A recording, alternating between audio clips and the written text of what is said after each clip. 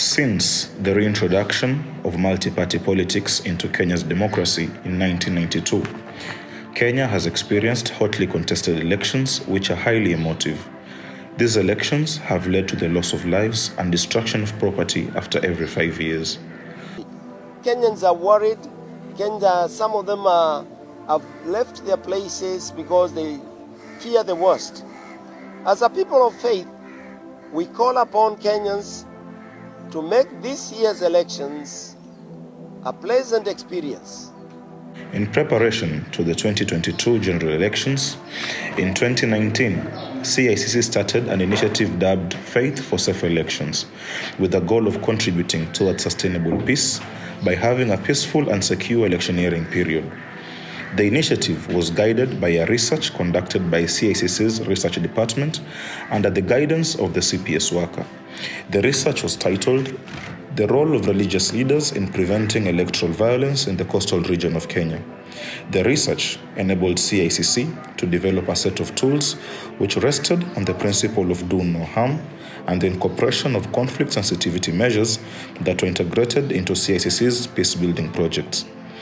Mapping of religious leaders and religious institutions at the coastal region was also conducted and helped to strategic utilization of their religious leaders depending on their geographic locations.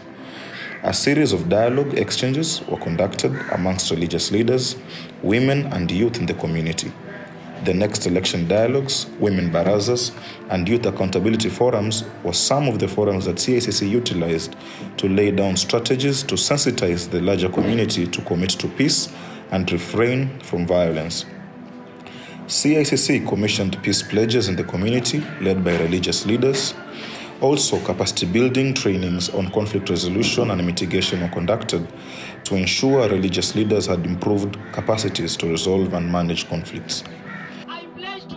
Peace with my neighbor. To respect people in every land. Now, one might ask, how can peace be attained without free, fair, and transparent election? And what role can religious leaders play to ensure transparent elections? These questions led to the involvement of CICC in the election observation process.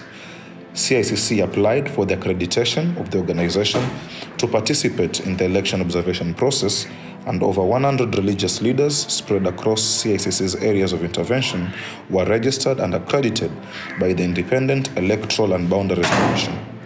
CICC trained the religious leaders on the code of conduct for an election observer.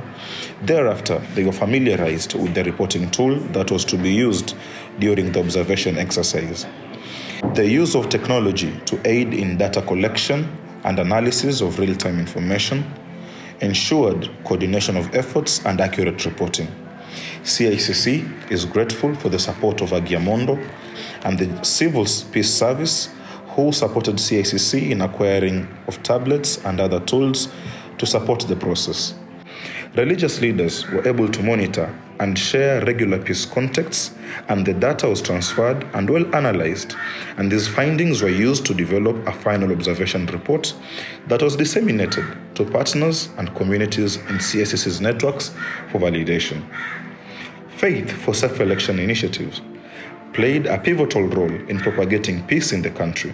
The 2022 general elections can be termed as the more peaceful elections Kenya has ever had since the year 2002. The continuous engagement created a strong bond amongst religious leaders, and this worked a long way to disempower religious narratives that sought to divide the community through religious lines.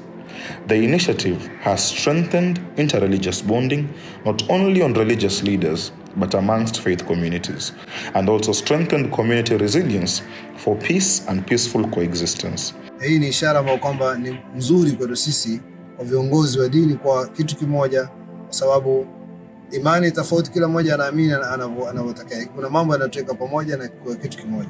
This initiative has played a big role in amplifying the voice of religious leader in the Republic of Kenya.